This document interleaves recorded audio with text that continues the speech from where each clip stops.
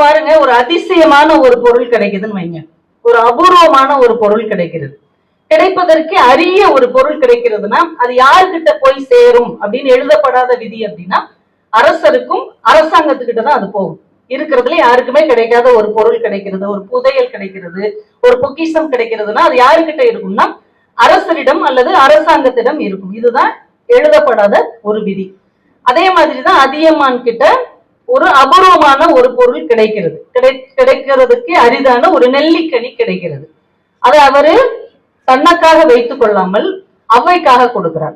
இதுல என்ன பெரிய ஆச்சரியம் அப்படின்னா, எப்பயுமே இந்த உயரத்தில் இருக்கிறவங்க இருக்காங்க இல்லையா, நம்மளே வச்சுக்கோங்களேன், நம்ம மனித குணம் என்ன அப்படின்னா, நம்மளை விட அந்தஸ்துல பெருசா இருக்கிறவங்களுக்கு, நம்மளை விட உயர்ந்த இடத்துல இருக்கிறவங்களுக்கு, உயர்ந்த பதவியில இருக்கிறவங்களுக்கு ஒரு பொருள் பிரசன்ட் பண்ணணும் அப்படின்னு நினைச்சோம்னா எப்படிப்பட்ட பொருள் கொடுப்போம்? நம்ம கிட்ட இருக்கிறதுலே சிறந்த பொருளை கொடுப்போம். நம்ம கிட்ட இருக்கிறதுலே ரொம்ப முக்கியமான ஒரு பொருள் தான் நமக்கு மேல உள்ளவங்களுக்கு நம்ம பரிசாக கொடுப்போம். அதே இது நமக்கு கீழே இருக்கிறவங்களுக்கு, நம்மை சார்ந்து இருக்கிறவங்களுக்கு, இல்ல நம்மளால ரொம்ப கண்டுக்கப்பட வேண்டாதவர்கள் அப்படின்னு இருப்பாங்க இல்லையா, அவங்களுக்கு பரிசா கொடுக்கும்போது என்ன கொடுப்போம்? நமக்கு எது தேவையில்லையோ அதை கொடுப்போம், நமக்கு எது வேண்டாததோ அதை கொடுப்போம். போனா போகுது அப்படின்னு கைக்கு கிடைச்ச எதையாவது ஒண்ணு கொடுப்போம். இதுதானங்க உலக வழக்கம். இப்ப அதியன் யாரு? அரசன். அவ்வை யாரு? அவனை சார்ந்து இயங்கக்கூடிய ஒரு புலவர் தான். ஆனா அதியன் தனக்கு கிடைத்த ஒரு அரிய பொருளை யாருக்கு கொடுக்கிறான்? அவனை சார்ந்திருக்கிற ஒரு புலவருக்கு கொடுத்திருக்கிறான் என்றால் தன்னை விட தமிழ் முக்கியமானது என்பதை உணர்ந்த ஒரு மன்னன் ஆண்ட பூமி இந்த தர்மபுரி பூமி.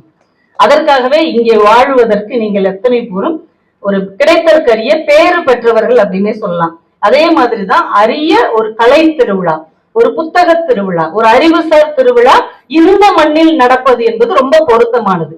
நமக்கு கிடைத்த ஒரு நல்ல விஷயத்தை எல்லோருக்கும் பகிர்ந்து கொள்ள வேண்டும் என்பது, முக்கியமான தமிழுக்காக தர வேண்டும் என்பது அதியன் தொடங்கி வைத்த இந்த மண்ணில் அவன் போட்டு வச்ச தொடக்கம். அதை இன்றைக்கு கிட்டத்தட்ட 7 ஆண்டுகளாக நடத்தி கொண்டிருக்கிற தர்மபுரி புத்தக திருவிழாவை சார்ந்த அத்தனை பேருக்கும் ஒரு பெரிய கைத்தட்டலை நம்ம பாராட்டுகளாக தெரிவித்துக் கொள்ளுங்க.